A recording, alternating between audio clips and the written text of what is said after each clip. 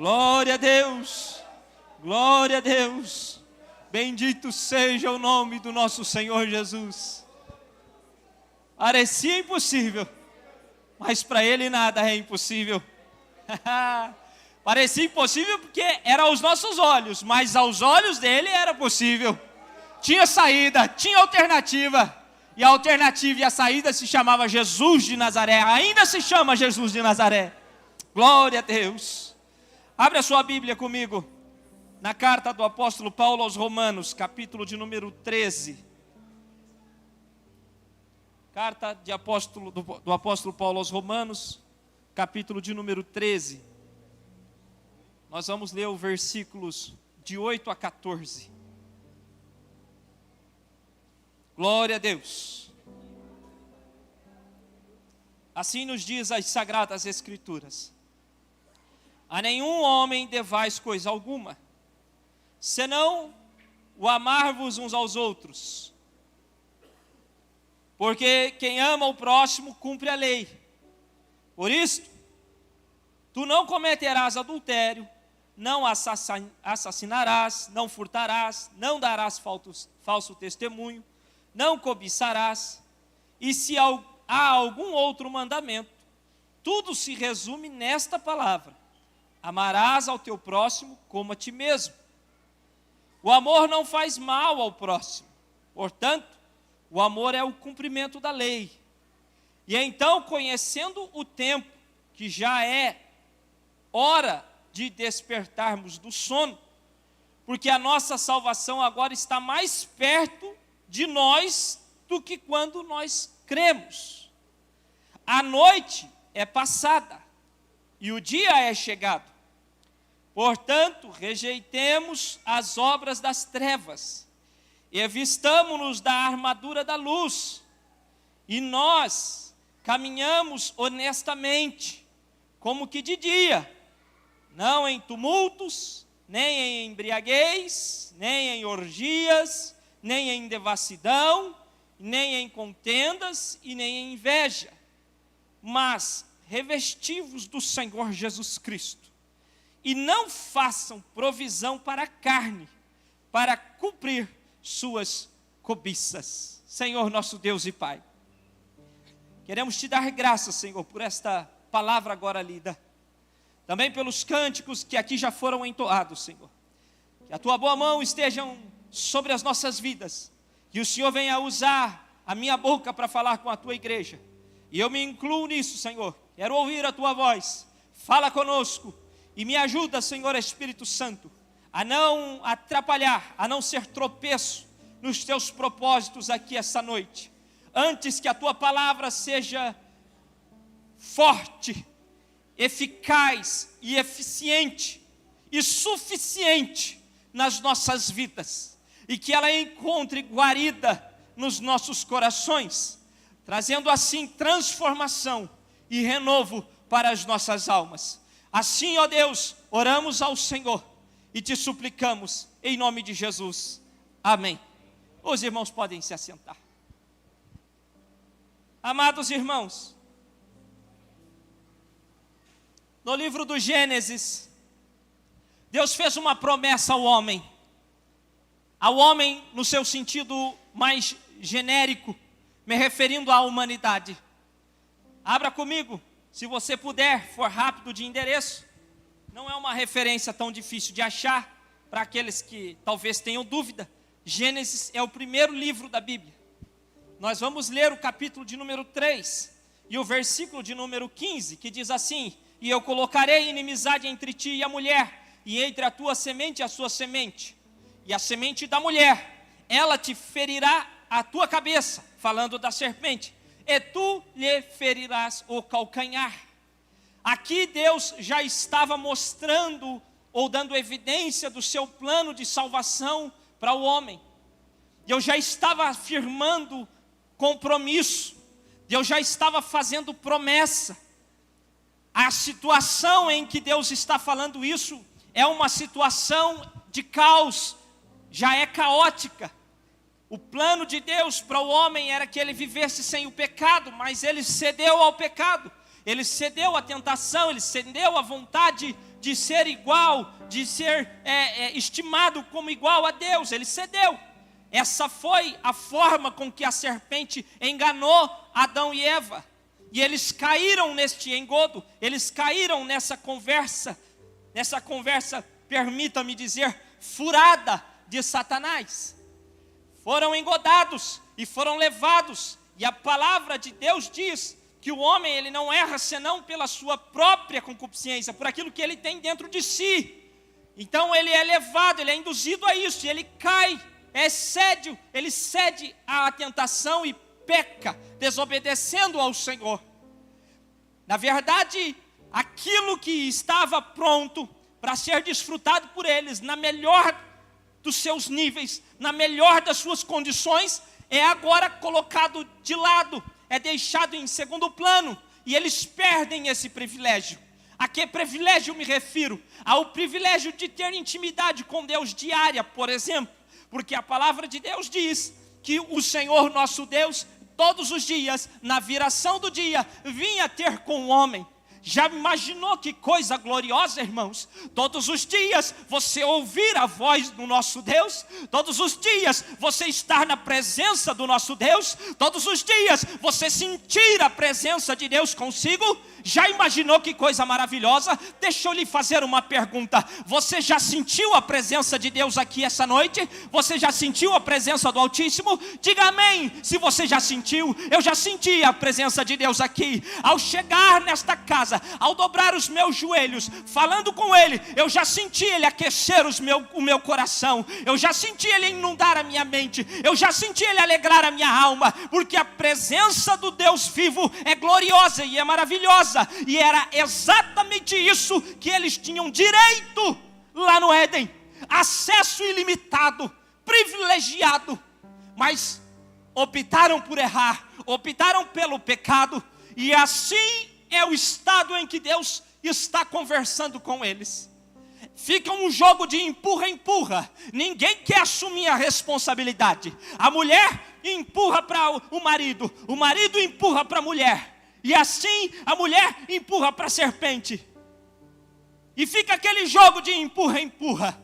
É a mulher que tu me deste, foi a serpente que me enganou. Ninguém assume a responsabilidade. Mas é fato de que eles estão em pecado. E Deus não habita com o pecado. Aleluia. E aqui vai a primeira mensagem. Não pense você que está em pecado, que Deus está concordando com a sua vida. Ei, deixa eu lhe avisar. Não, Deus não está de acordo com o teu pecado. Ele te ama e deseja te salvar. Há salvação, há saída, mas é necessário arrependimento e se converter e se humilhar diante do Altíssimo. Glória a Jesus. Na situação, Deus fala com o homem, Deus fala com a mulher e também Deus fala com a serpente. No caos, Deus já estabelece e dá um rascunho daquilo que Ele vai fazer. Nós costumamos agora dizer que Deus deu ali um spoiler daquilo que Ele já tinha planejado. Alguém pode levantar a seguinte questão, ou a seguinte lebre: Deus foi pego de surpresa, Deus não estava pronto para isso e teve que improvisar no plano da humanidade. Deixa eu lhe lembrar, Deus nunca perde o controle da situação. Deus sabe de todas as coisas, Ele nunca é tomado de surpresa. Ele já sabia e já tinha um plano preparado para mim e para você. Glória a Deus, aleluia. Mas eu quero me ater à fala de Deus a serpente, quando ele diz: ela vai gerar uma semente, e essa semente vai esmagar sua cabeça. Você até vai ferir o calcanhar dela, mas ela vai te esmagar. Glória a Deus. Bendito é o nome de Jesus. Você vai até ferir, mas ela vai te esmagar, serpente. Você vai até tentar, você vai até apunhar ela, você vai até incomodar, mas ela vai te esmagar. Glória a Deus, glória a Jesus. Pastor, por que o senhor está vibrando com isso? Porque isso era uma promessa, era uma sentença, era um dito, era um edito feito por Deus. Deus já tinha preparado, Deus já tinha armado, Deus já estava aqui, como costumamos dizer, já estava no pente de Deus. E quando a coisa acontece, Ele vem com o spoiler do seu plano, e Ele dá só esse rascunho. Mas eu quero tomar esse spoiler como uma promessa de Deus, como um compromisso de Deus com a humanidade, dizendo: ei homem, ei mulher, vocês erraram e pecaram, e toda alma que pecar, essa morrerá. Mas não é o fim. Eu tenho provisão, eu tenho saída, eu tenho alternativa para vocês. Apesar do erro de vocês, apesar da falha de vocês, eu tenho como resolver esse problema. Eu tenho a saída, eu tenho a solução. Meus queridos, foi Deus que estava falando. Foi Deus que prometeu isso. E é exatamente esse o ponto que eu quero destacar. Não era Adão que estava fazendo essa promessa. Não era Eva que estava fazendo essa promessa. Não era eu que estava lá fazendo essa promessa. Não foi o presidente da nossa nação que esteve por lá fazendo essa promessa.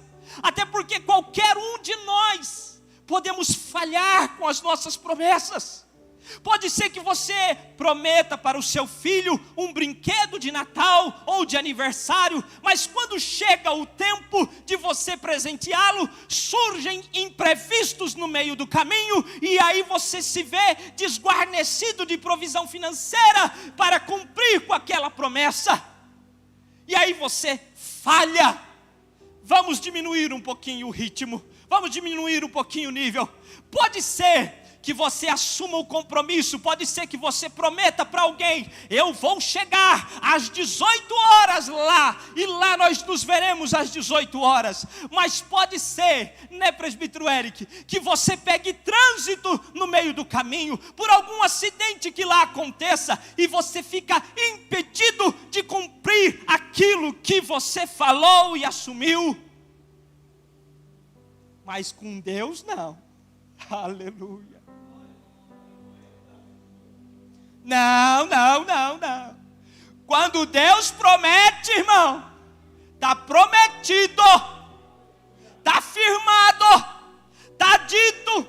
E a palavra dele diz que ele não é homem para que minta, e nem filho do homem para que se arrependa. E se ele prometeu, está prometido. E Deus falou: eu vou prover alguém para resolver esse problema. Fica tranquilo, serpente. Você até fez uma bagunça aqui no Éden. Você até fez. E está se achando. Mas eu quero falar uma coisa para você, serpente. Você se levantou para cair. Você já está caída. Porque no meu plano já tem alguém preparado para esmagar a sua cabeça. Deus prometeu isso, irmão. Hoje a gente olha e fala assim: essa promessa diz respeito a mim. Se Deus já não estivesse com tudo pronto, se Deus fosse um homem como eu, falível, o que seria da minha alma?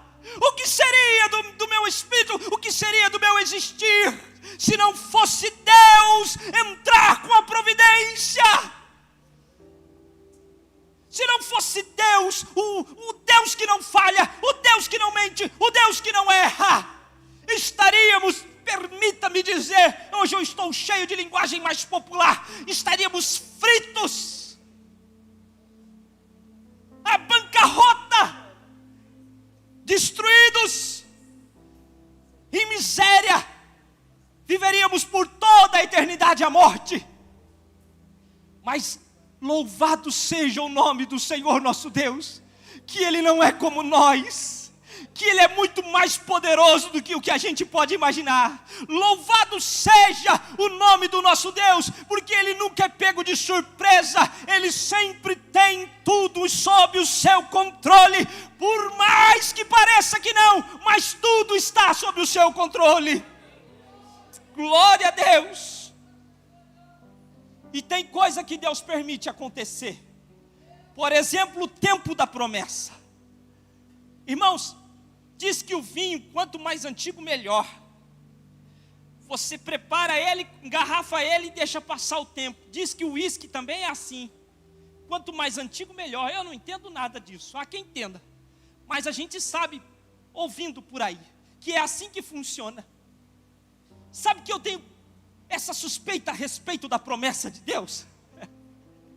Porque tem promessa que Deus faz, Marcelo, e ó, o tempo, ó, vai embora, ó. E eu aprendi, meus irmãos, que o tempo trabalha no mandado de Deus.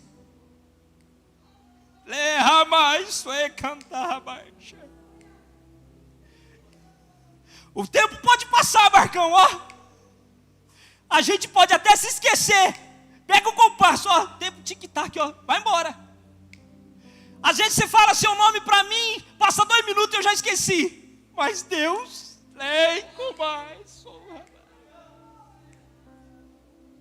o tempo passa. Passa 1 ano, 2, 10, 100, milhares de anos.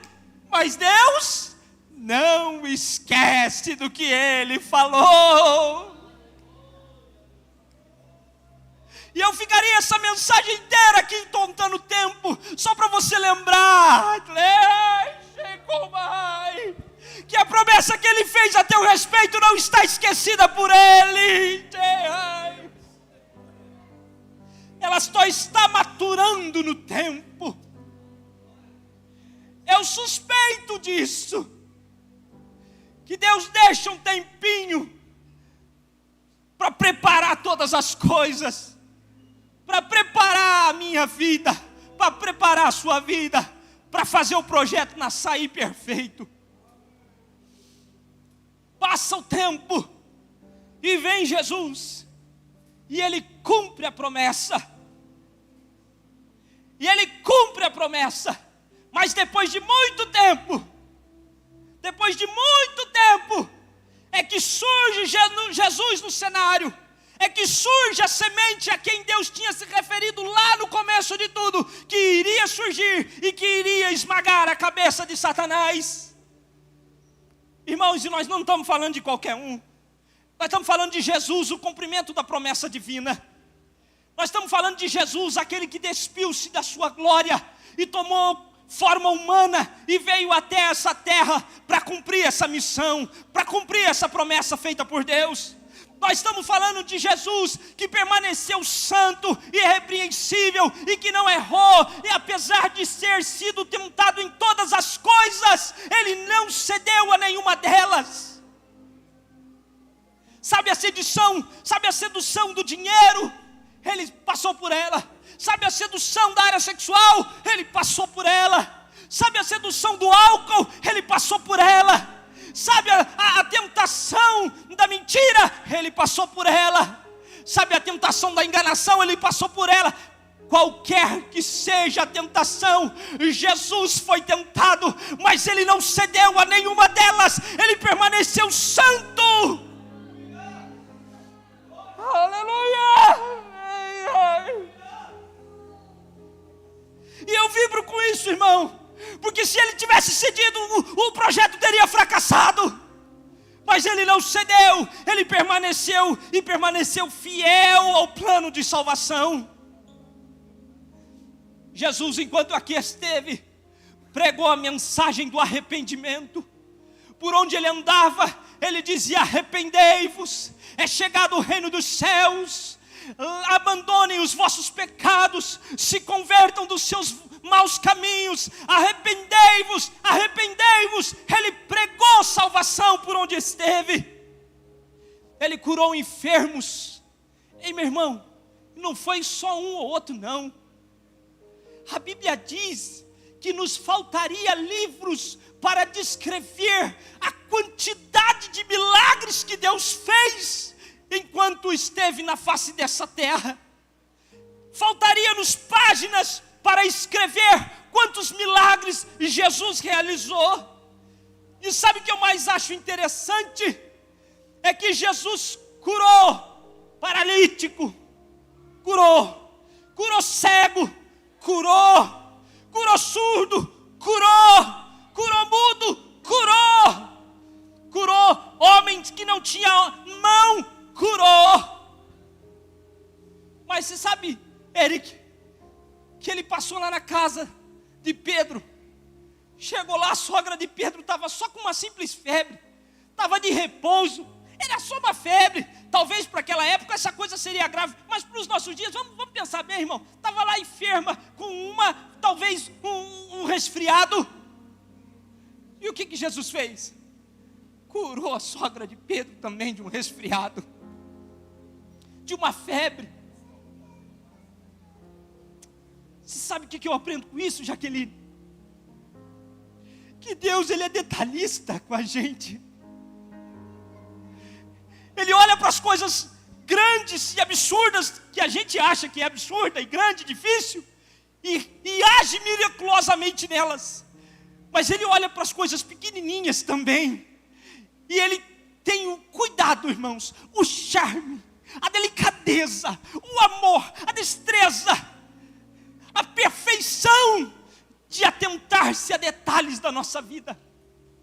É que nós cai meio que no automático. Nós é que quando a coisa fica mais ou menos, a gente já vai direto para o médico.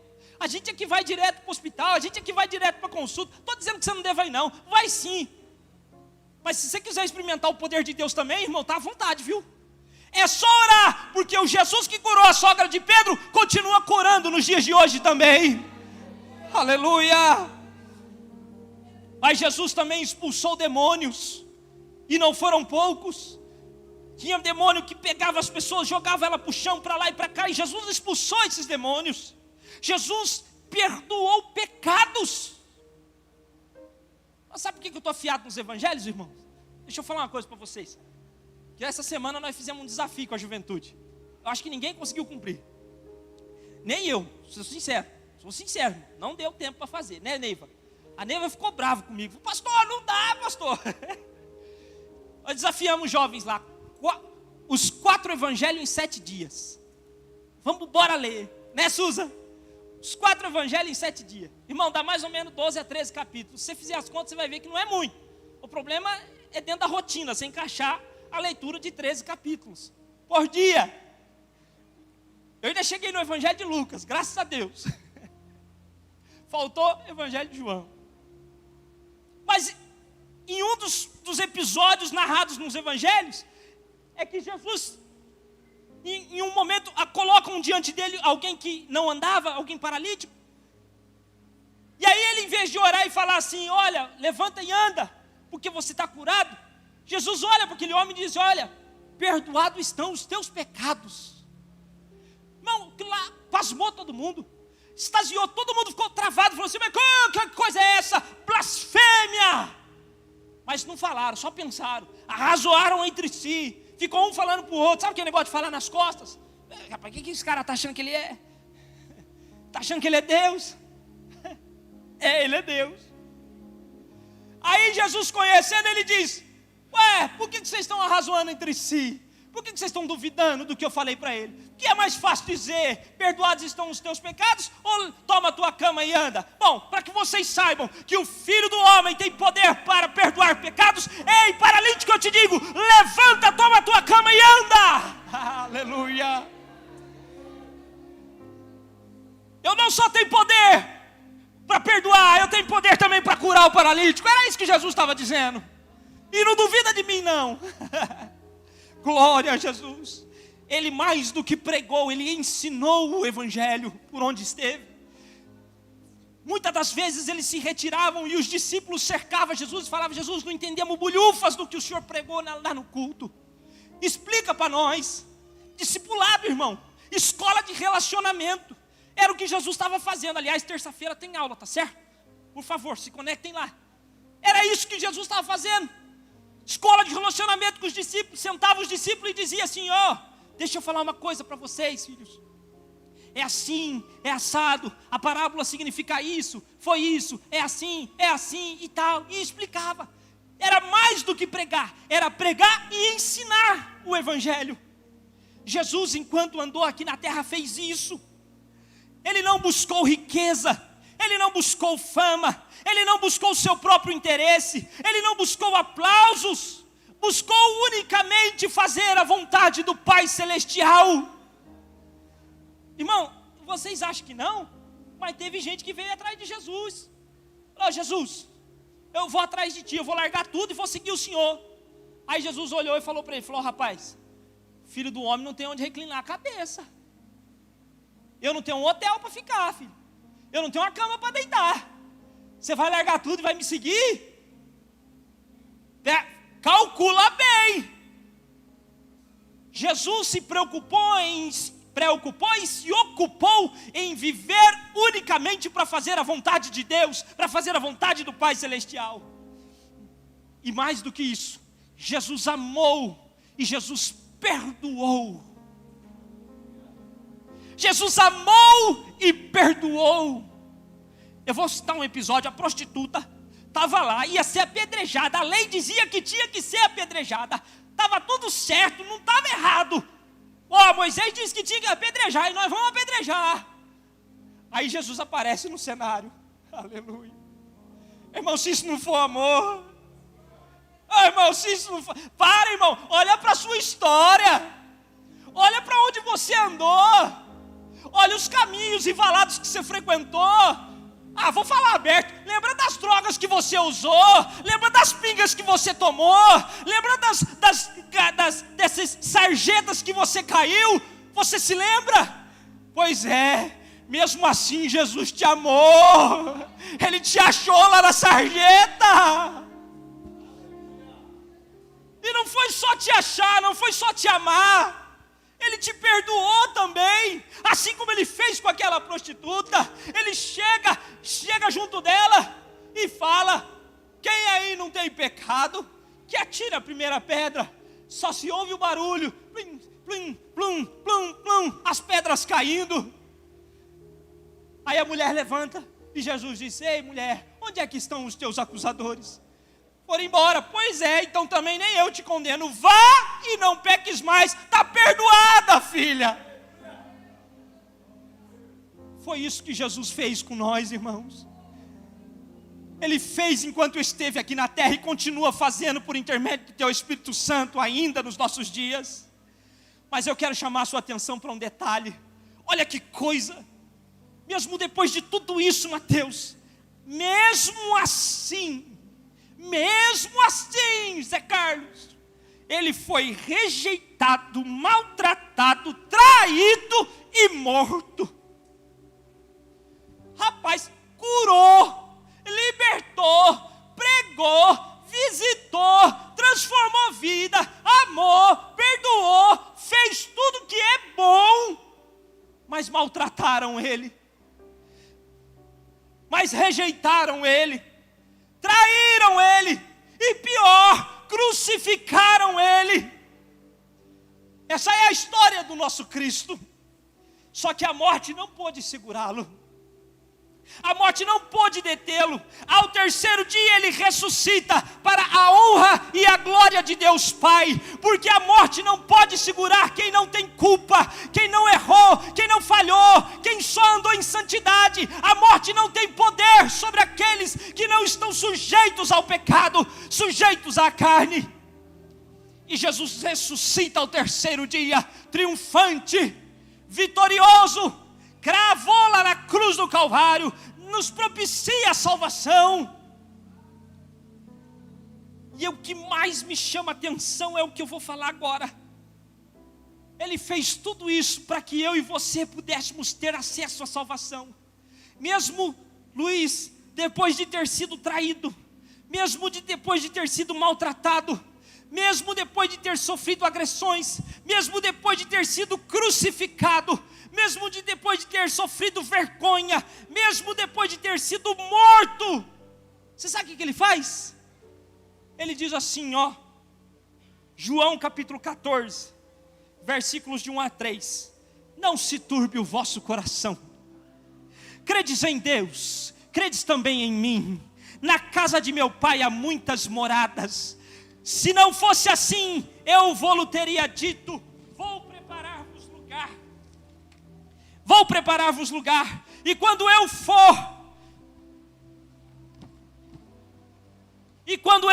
e vos preparar lugar, virei outra vez e vos levarei para mim mesmo, para que onde eu estiver, estejais vós também. Ah, irmão, dá um glória melhor que esse, pelo amor de Deus. Não estou querendo forçar você não, mas sabe para quem que Jesus está falando isso aqui? Para a galera que tinha traído ele, para a galera que tinha maltratado ele, para quem não tinha dado crédito para a mensagem dele.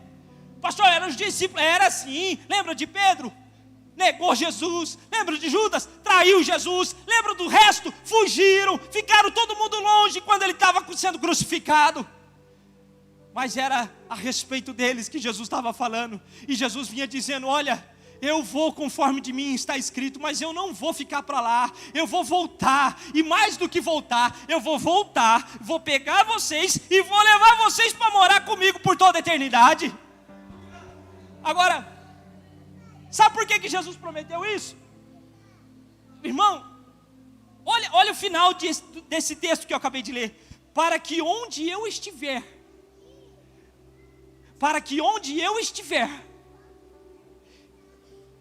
vai falar mais alto aí, pastor. Para que onde eu estiver, estejais vós também.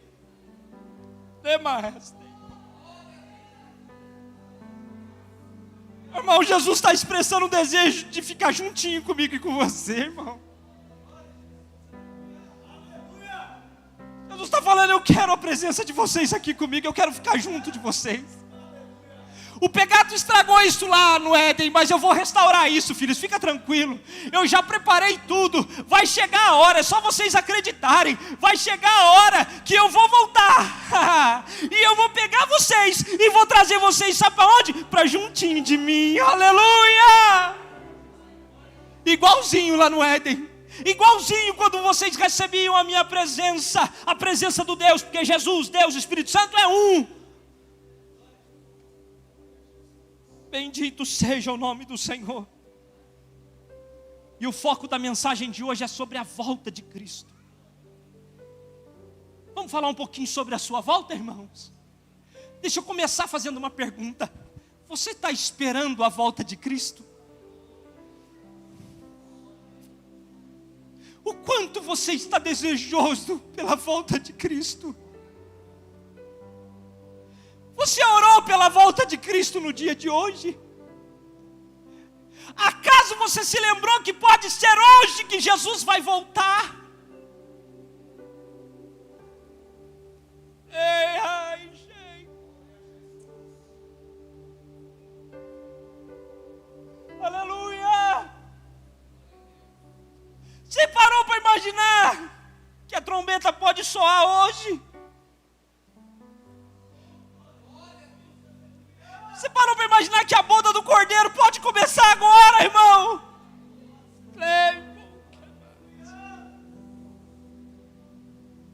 O ápice de todo o plano de Deus pode acontecer em um estralar de dedo.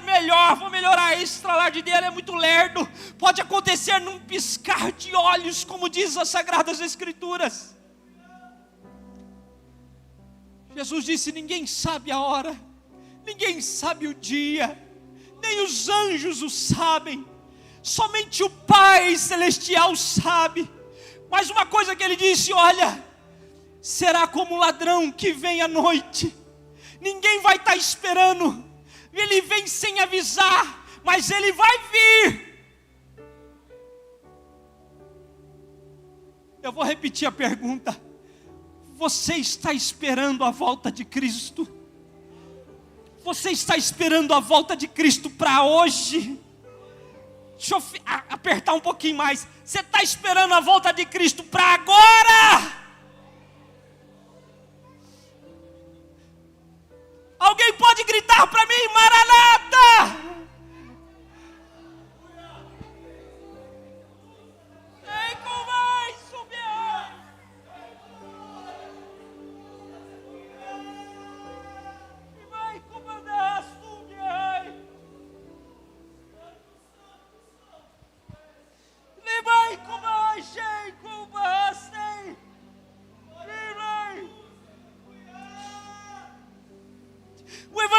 só faz sentido, irmãos, se a gente estiver firmado nisso.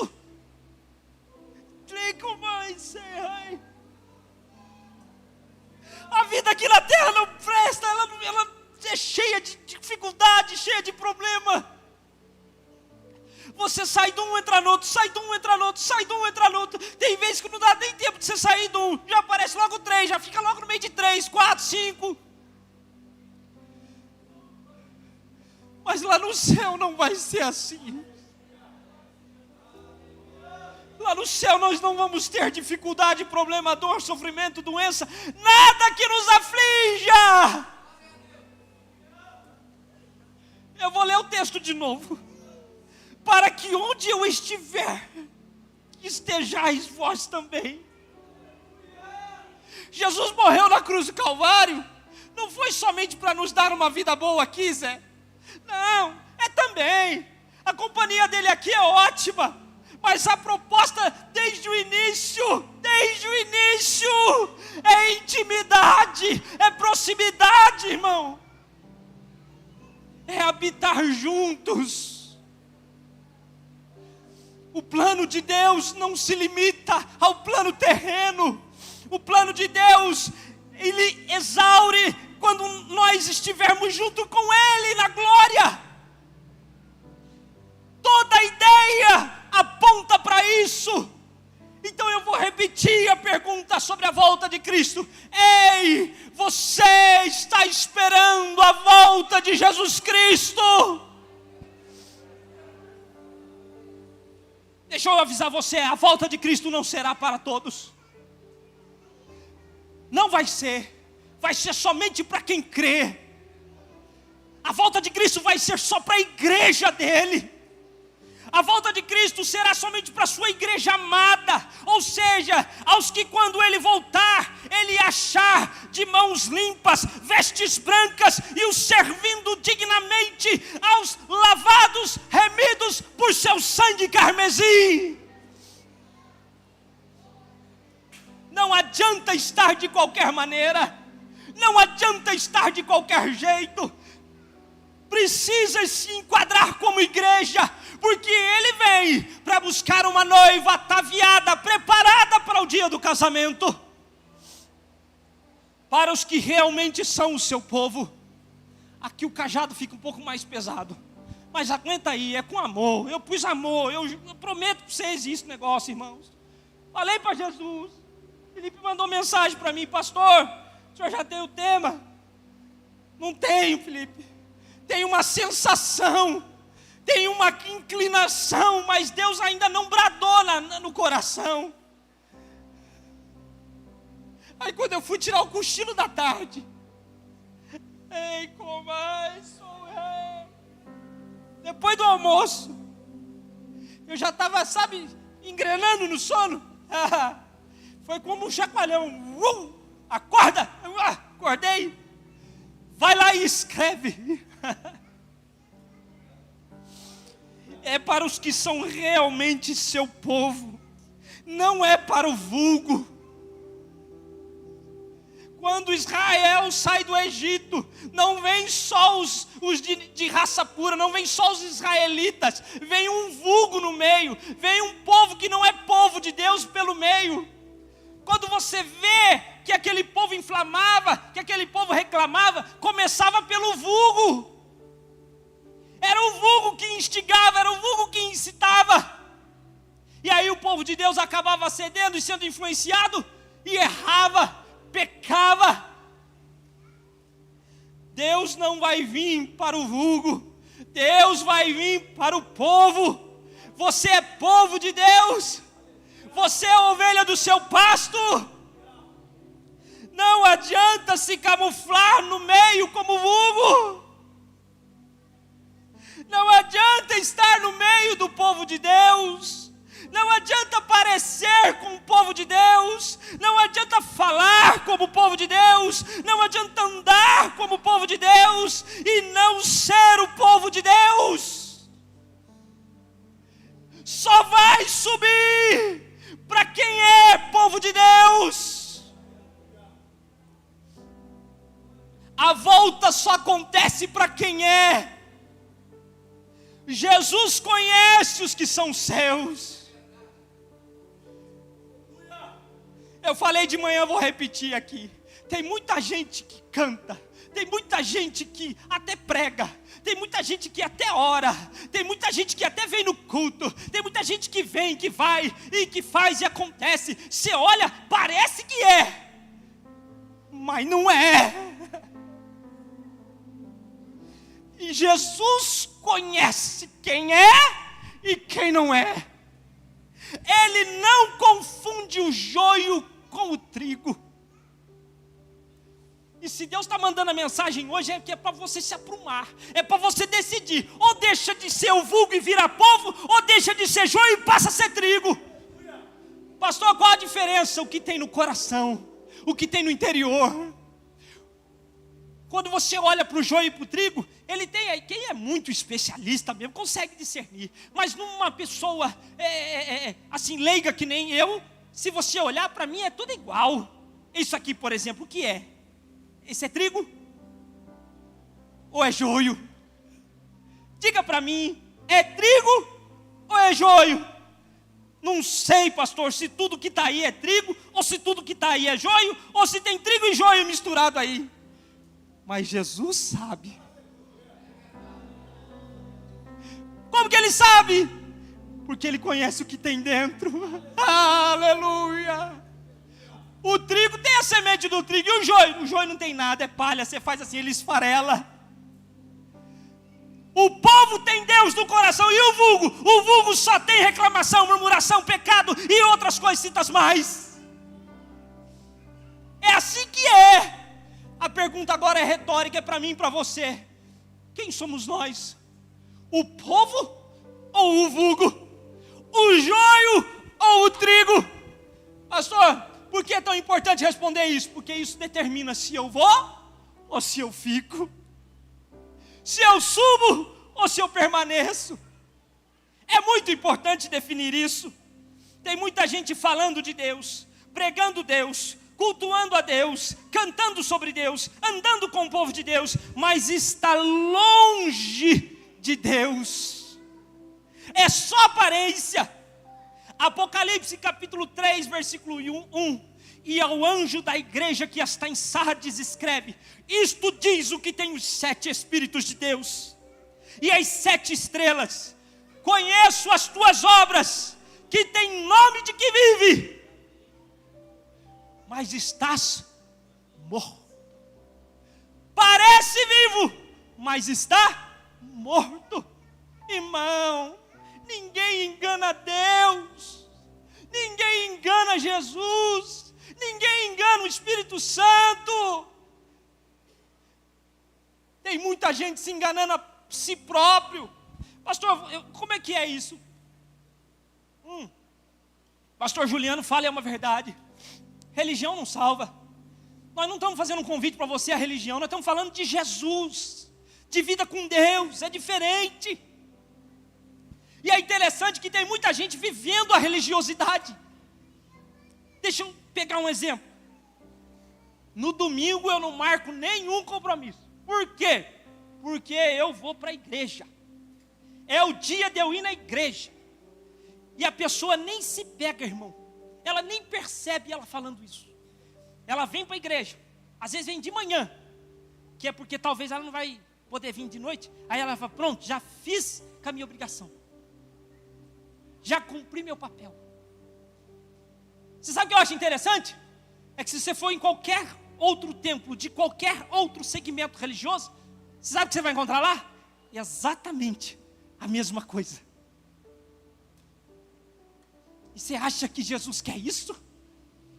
Você acha que Jesus quer que você cumpra a obrigação com Ele? Você acha mesmo?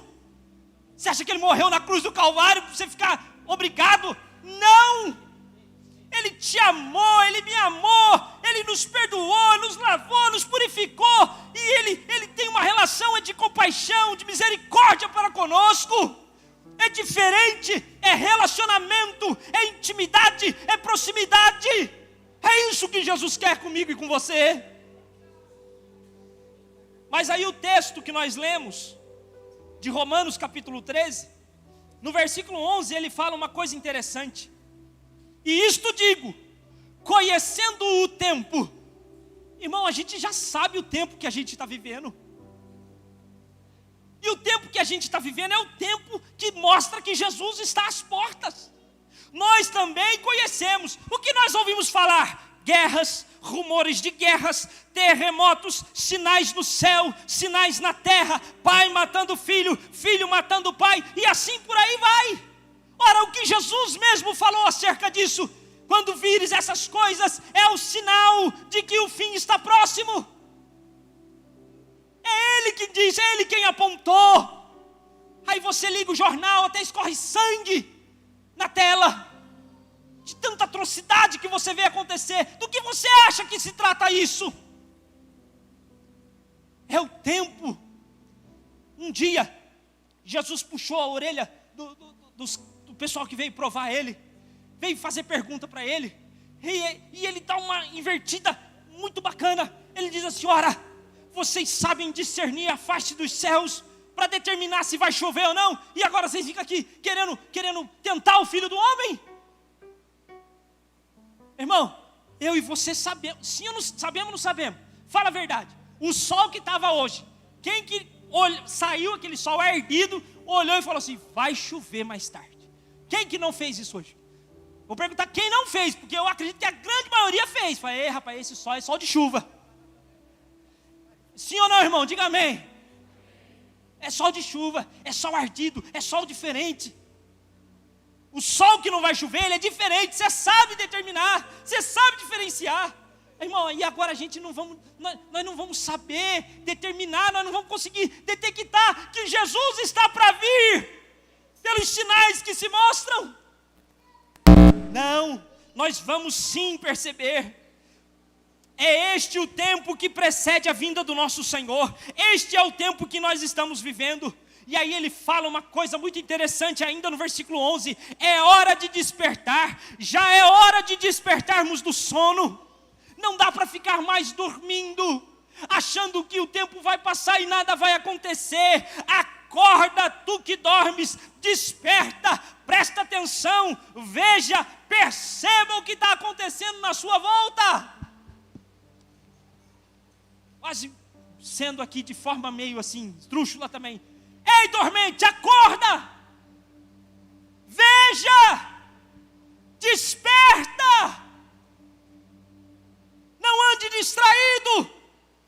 Olha o que o versículo 12 e 13 diz: a noite é passada, o dia é chegado, rejeitemos, pois, as obras das trevas, vistamo-nos das armas da luz, andemos honestamente como que de dia, não em glutonarias. Irmão, mas só podia estar escrevendo para crente isso aqui, né? Vocês já ouviram esse ditado? Crente não bebe, mas... irmão, vocês já ouviram. Crente não bebe, todo mundo fala, pode perguntar para qualquer comerciante. Aliás, eu conheço um que faliu, porque ele mudou o jeito de atender os clientes. Ele tinha uma gama maior evangélica, vivia bem da vida. Aí ele começou a pôr uns negócios estranhos lá, né? Telão, música e tal, aí o que aconteceu? Os crentes pararam de ir lá. Porque o crente não gosta desse tipo de ambiente. É ou não é, irmão? O crente não gosta, né? Pelo amor de Deus. O que aconteceu? Faliu. E um dia, depois de muito tempo conversando com esse empresário, com esse comerciante, ele contou isso para mim. Ele falou: rapaz, sabe um negócio que eu nunca contei para você, mas eu vou contar? É até para vergonha minha, mas serviu como uma lição, como uma aprendizagem. Aí ele contou isso. Eu falei: pois é, quase soltei o nome dele. Pois é, fulano. É porque está perto, né? Tem que segurar. Pois é, fulano. Escolhas que a gente faz, né? E agora? Não, agora eu tirei tudo. Falei: pois é, então tá certo, eu vou começar a divulgar aí o seu comércio de novo. Irmão, não em glutonarias, nem em bebedeiras, nem em desonestidades, nem em dissoluções, nem em contendas e nem em invejas. Eu não vou falar de todos porque não dá tempo. Mas olha cada pontinho que o apóstolo Paulo pegou. Parecia não, eu tenho certeza que era isso. Ele não colocou coisas que já não eram mais realidade. Porque tem coisas que já não é mais realidade. Por exemplo, vou citar para você, o vício. das drogas. Para muita gente isso não é mais realidade. Deus já libertou, já transformou. O vício da bebedice lá do álcool já não é mais uma realidade. O vício da jogatina e por aí vai. Já não é mais uma realidade, porque são coisas, vamos assim dizer, mais avultadas, mais grandes, né? Uma coisa mais grande, olha que terrível. Uma coisa mais volumosa, mais perceptível. Mas ele pegou aonde? Na coisa que está aí, ó, no meu e no seu viver, no nosso dia a dia. Ele falou de inveja. Irmão, não adianta você tampar o sol com a peneira, irmão. Tem gente olhando para mim assim, fala, pastor, eu não tenho inveja não, irmão. Jesus te conhece e vai te pegar, viu? Ele te pega na curva. Você não escapa da mão dele não. A mim e aos pastores e ao pastor Ricardo e a tantos quantos, você pode até passar como alguém que não tem inveja, mas nele, lembra do trigo e do joio, viu? Porque ele sabe quem são os seus. Ele fala da inveja, ele fala das desonestidades. Ah, irmão, pastor, ninguém aqui é desonesto não. Será? Esse é tema para nós pegar num culto de ensino e ir mais a fundo nisso. Só esses dois, só para nós seguir na mensagem. Esses dias, meus irmãos, eu fui num lugar, a pessoa, fizemos lá a compra e tal, e aí a pessoa esqueceu de cobrar um item, e era um item caro, era coisa assim de R$30 na conta, sabe? Porque daí tinha mais o adicional do atendimento, aquela coisa que eles colocam, ia dar uns R$30 na conta a mais. Aí eu olhei assim, pedi para fechar a conta, e a hora que veio, eu olhei, está faltando tal item aqui. Irmão, bateu a tentação, irmão. Falo ou não falo? Para vocês verem que nós é igual, viu, irmão? O diabo que assopra na nossa orelha, assopra na minha também. A carne que tenta você, tenta eu também. Tenta ou não tenta, pastor Juliano? Pode perguntar para o pastor Ricardo para ver se não tenta ele também.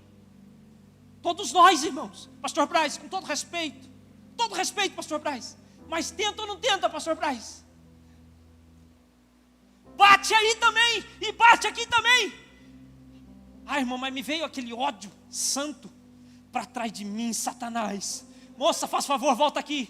Está errado, está faltando tal item. Ah, desculpa, vou lá corrigir. Foi lá, corrigiu, a conta ficou maior. Paguei. Mas saí dali, irmão, até levei o canhotinho e falei, aqui, Satanás, aqui não. Aqui o Espírito Santo falou mais forte. Eu estou indo para o céu, eu estou caminhando para Jesus, eu quero ir morar com Ele. É um exemplo simples, mas que todos nós às vezes passamos por isso. Você pode ampliar ou diminuir isso no seu dia a dia, porque eu tenho certeza que isso acontece. E eu estou caminhando para o final, para parecer que está acabando. É tempo, porque os sinais se mostram. E é tempo, diante dos sinais, de ser crente de verdade. Não sou eu que estou inventando isso, é Paulo. Olha o que Paulo fala no versículo 14. Mas revestivos do Senhor Jesus Cristo. Ele está dizendo o seguinte: é hora de imitar Jesus. É hora de fazer o que Jesus fazia. E o que é que Jesus fazia, irmão? Eu comecei, não foi à toa falando dele. O que ele fazia? Ele amava, ele perdoava, ele pregava, ele ensinava, ele abraçava, ele curava os enfermos, ele expulsava os demônios, ele sofreu a traição, ele sofreu os maltratos, ele sofreu as calúnias, ele sofreu os abandonos, mas ele perdoou quem maltratou, ele perdoou quem caluniou, ele perdoou quem bateu nele, ele perdoou quem crucificou ele, e mais do que isso, ele morreu e salvou por eles. É hora de ser cristão de verdade. Vai ler o livro de Atos para você ver. Foi lá que eles foram chamados de cristãos pela primeira vez. E qual era a razão? Porque eles olhavam nos irmãos da igreja primitiva, e o que eles viam? Exatamente o mesmo comportamento que eles tinham visto em Cristo. Você quer saber se você está caminhando para o céu? Se você está pronto para subir? Se você está pronto para a volta? Responde a seguinte pergunta: será que quem olha para mim e me vê como um cristão? ou me vê como um frequentador, como um religioso da religião evangélica? Como é que eu e você estamos sendo vistos por aqueles que estão à nossa volta? Fica de pé, meu irmão. Agora está mais perto de parecer que está acabando. Mas revesti-vos do Senhor Jesus Cristo, e não tenhais cuidados da carne em suas concupiscências, e não cumprir a vontade da carne, e não cedam à vontade da carne, e não cedam aos desejos carnais, não vivam direcionados por ela. É isso que o Paulo está falando. E eu encerro essa meditação junto com vocês, falando o seguinte: Jesus vem, e vem sem demora. Apocalipse capítulo 3, versículo 11: eis que venho sem demora, guarda o que tens, para que ninguém tome a tua coroa. O que tens? Para quem é? Pergunta o pregador, pergunta o evangelista. Jesus, numa das suas ministrações, falando sobre o rico: eu vou juntar no celeiro, eu vou fazer bastante estoque, e depois vou deitar e vou descansar. E Jesus diz: tolo, o que tens ajuntado, para quem será? Para quem que vai ficar isso aí? Para que serve isso que você está juntando? Para quem que você está direcionando? E eu pego essa pergunta em paralelo e trago para mim e para você. Estamos nós ajuntando tesouros diante de Deus? Estamos nós ajuntando brasas diante de Deus? Estamos nós vivendo diante de Deus conforme a sua vontade, aquilo que Ele planejou e desenhou para mim e para você? Será que somos do povo ou somos do vulgo? Somos joio ou somos trigo? Como é que Deus está nos vendo nessa noite? Eu não sei a teu respeito, mas eu, ao chegar aqui, falei isso para Jesus: que o Senhor me perdoe dos meus pecados, porque não faz sentido estar aqui e não estar pronto para subir. Não faz sentido estar na tua presença se não for para esperar a tua volta, se não for para desejar estar com o Senhor na eternidade. Não faz sentido te adorar se não estiver pronto, santo, separado para subir quando o Senhor vier buscar a tua igreja.